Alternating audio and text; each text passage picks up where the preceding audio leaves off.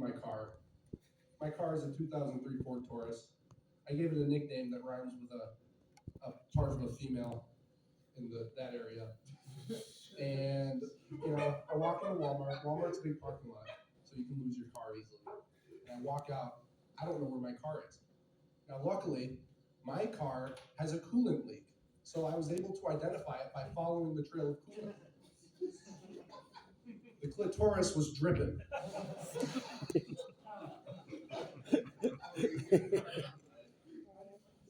Yeah, my name's Edward Hages. Basically, okay, so I wrote some jokes and then I went on Reddit because I was notified of an event that happened here this weekend. So hopefully I don't think my jokes are that polarizing, whatever. I hope they're not. They don't. I didn't write them to be, so go easy on me. Anyway, I think kids today are chronically online. I see it a lot in public. iPad kids. That used to be a joke, but now it's reality. I think that could be solved by just putting shock collars on them. They go over their screen time, they just little zap, little Pavlov training. If they go on a website they're not supposed to go on, eventually they learn. They learn through pain, like a dog. My generation, we're too far gone because we know how to take the collar off. Kids are stupid though, so it'll work. I don't know. I guess I look at some kids. I'm just like, how much did that haircut cost?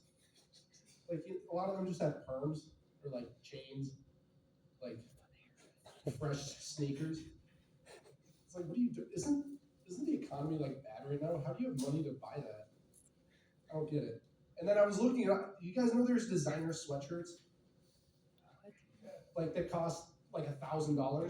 It looks like this. It looks like, except it's right side out. But it's like this thing falls apart after going through the dryer 4 times. How are you paying $1,000 for that? Doesn't make sense to me. Okay, so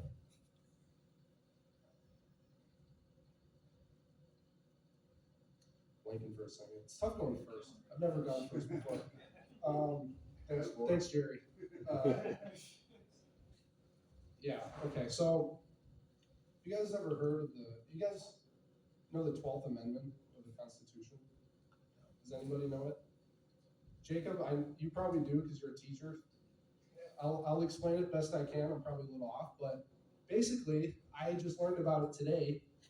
What it does is it allows the president and the vice president to be elected on the same ticket, because before that, it was whoever the runner-up was of the presidential election was just vice president.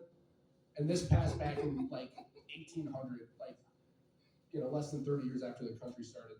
But I was thinking, it'd be funny if that was still in place after this election. Like, imagine if Kamala was the vice president. Like, they were both in the White House at the same time.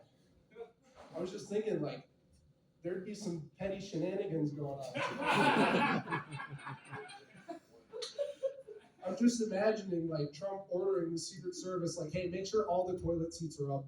And then, after every meal, just put them all back up. Or hey, it's time to change the Wi-Fi password. But forget to add Kamala to the email, and then eventually Kamala would get sick of it. She'd start sending him she'd send him the toilet golf putter set. Be like, you need to work on your short game.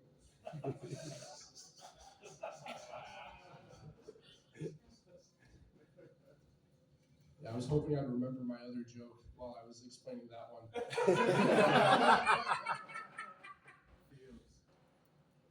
Oh yeah. Okay, so I remembered it.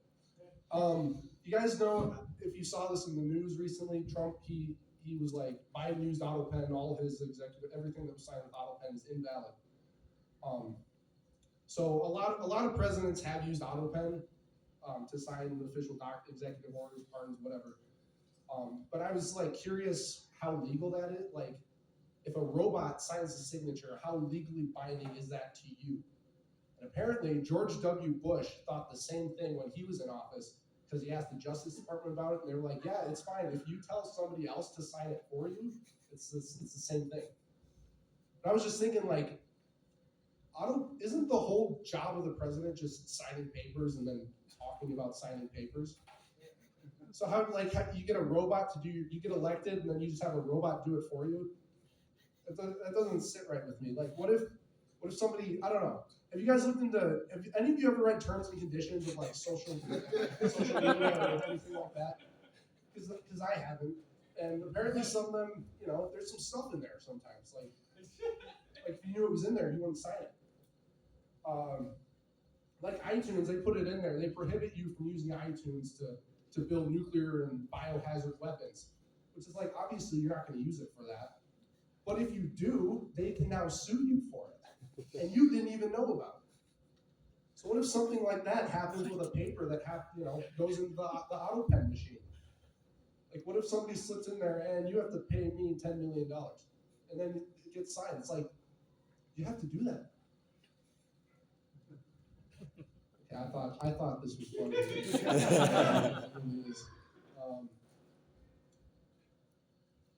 Yeah. George W. Bush. Okay, that's my time. Thank you. I'm Edward Hayes.